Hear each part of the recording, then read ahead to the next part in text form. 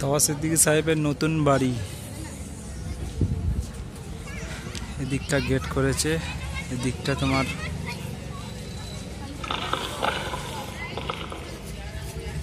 I love Mohammad রসুল্লাহ সাল্লাল্লাহু আলাইহি ওয়াসাল্লাম। চলো আগে গিয়ে দেখি।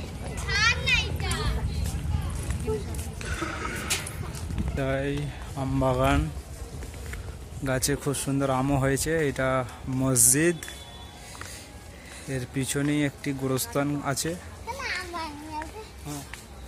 চলো আম বাগানটায় গিয়ে ঘুরে আসি, কাছ থেকে তোমাদের দেখাই আম বাগানটাকে। এই দিকটাও বাগান আছে, আর এই দিকটায় সব গাড়ি থাকে। এটা পরে কালে ঘুরে দেখাবো। চলো। মাশাআল্লাহ, খুব সুন্দর একটি আম।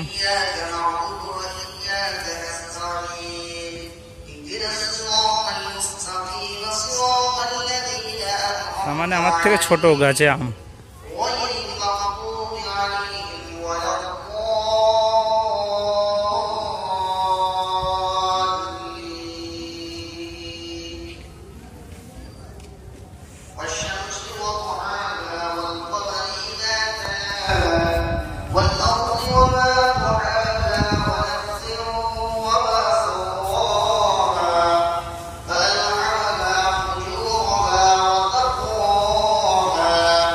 এদিকটা এটা পিছন দিক।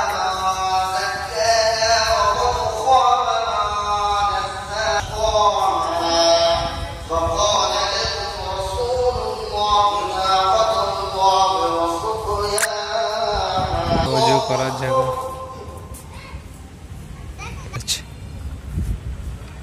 আম ভর্তি হয়েছে, পুরোতে আম, পুরো হ্যাপি। দেখলে কি বল।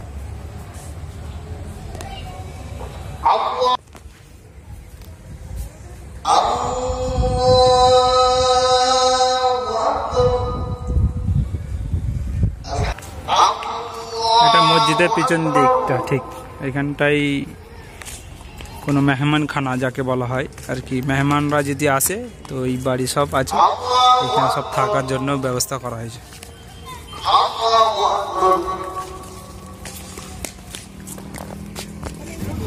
ওই দিকটা ওইটা মাদ্রাসা আর কি।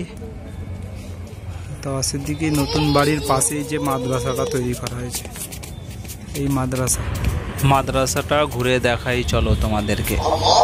মাদ্রাসা ছুটি চলছে তো এখন মাদ্রাসা ছুটি এখন আছে, কোনো ছাত্র নেই তো।